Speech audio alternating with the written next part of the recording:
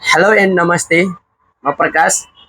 आज मेरो हातमा छ टेक्नोको स्पार्क गो टू र आज म यसलाई अनबक्सिङ गर्न गइरहेको छु। यो अहिले भर्खरै बजारमा आएको नयाँ मोडल टेक्नोले नयाँ निकालेको बजेट फोन अन्तर्गत पर्ने फोन रहेको छ। यसको बारेमा चाहिँ मैले आज बताउने छु तपाईँलाई। यसमा के छ फिचर अनि तपाईँलाई लिनको लागि कतिको उपयुक्त छ त भनेर चाहिँ मैले बताउने छु।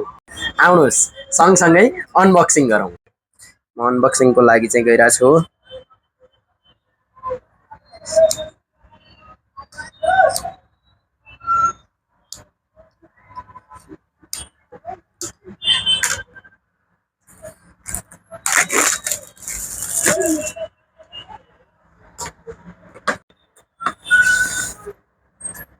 अनबक्सिङ गरौँ।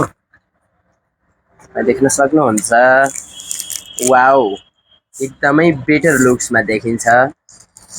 लाइक आइफोन चाहिँ होइन कि, तर पनि त्यस्तै देखिन्छ।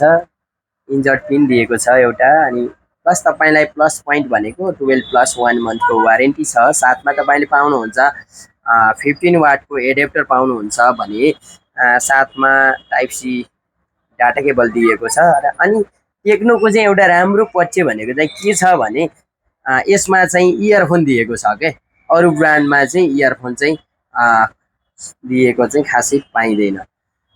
अनि अर्को कुरा गर्नुहुन्छ भने यसमा चाहिँ कभरको कुरा गर्दा चाहिँ अहिलेसम्मको सबै मोडलहरूले चाहिँ सिलिकनको ट्रान्सप्यारेन्ट कभर चाहिँ दिएको हुन्थ्यो, तर यसमा चाहिँ सिलिकनमा राम्रो केस दिएको छ जुन ट्रान्सप्यारेन्ट छैन। एकदमै बवाल लाग्छ क्या।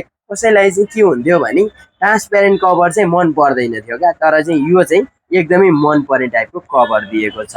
अब भने लागौँ यसको इन्टेरियर फिचरतर्फ।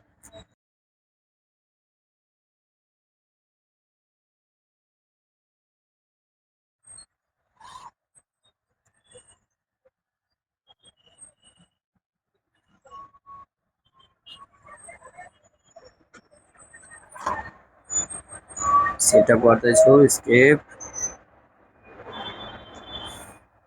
सेट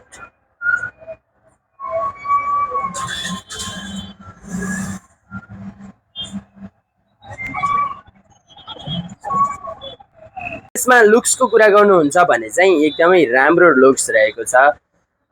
साथमा चाहिँ तपाईँले यसो लाइक कुनैसँग कम्पेरिजन गर्दा चाहिँ लुक्स चाहिँ तपाईँले आइफोन 17, 16 जस्तो जस्तो छ कि जस्तो पनि लाग्छ है त, नर्मल्ली ब्याक साइडबाट देख्दाखेरि।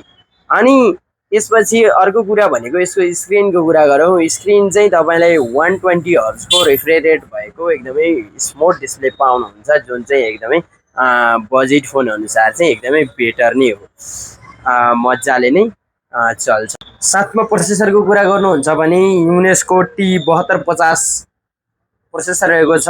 जसबाट चाहिँ तपाईँले नर्मल्ली फ्री फायर, लुडो लगायतका विभिन्न गेमहरू पनि सजिलैसँग खेल्न सक्नुहुन्छ। अब यसको ब्याट्रीको कुराकानी गर्नुपर्दा 5000 mAh को ब्याट्री रहेको छ, जसले चाहिँ एक दिन मजाले ब्याकअप दिन सक्छ। यसको क्यामेराको कुरा गर्नुपर्दा 13 मेगापिक्सलको क्यामेरा सेन्सर दिएको छ भने साथमा चाहिँ यसमा आइआर ब्लास्टर पनि दिएको छ, जसले चाहिँ तपाईँले विभिन्न ग्याजेटहरूलाई चाहिँ कन्ट्रोल गर्नको लागि प्रयोग गर्न सक्नुहुन्छ। फ्रन्ट साइडमा हेऱ्यो भने फ्रन्ट क्यामेरा चाहिँ तपाईँले 8 मेगापिक्सलको पाउनुहुन्छ, जसले चाहिँ बजेट फ्रेमी नर्मली राम्रो नै फोटो खिच्छ। साथमा यसको ड्युरेबिलिटीको कुरा गर्नुहुन्छ भने चाहिँ IP64 water and dust resistant दिएको छ, जुन चाहिँ यतिको बजेट फोनको लागि चाहिँ एकदमै राम्रो पक्ष हो।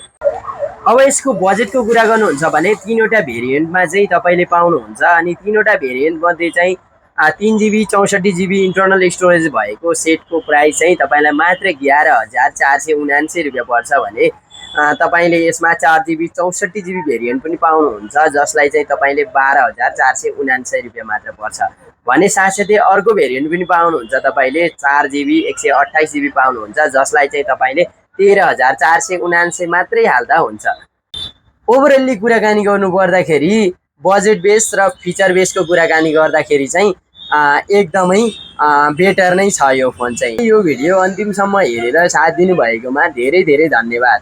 यस्तै भिडियोहरू हेर्नको लागि चाहिँ यो च्यानललाई सब्सक्राइब गरिदिनु होला र साथै लाइक गरिदिनु होला र केही प्रतिक्रियाहरू छन् भने कमेन्ट बक्समा कमेन्ट लेख्न चाहिँ नभुलिदिनु होला भन्दै म प्रकाश बिदा हुन चाहन्छु। धन्यवाद।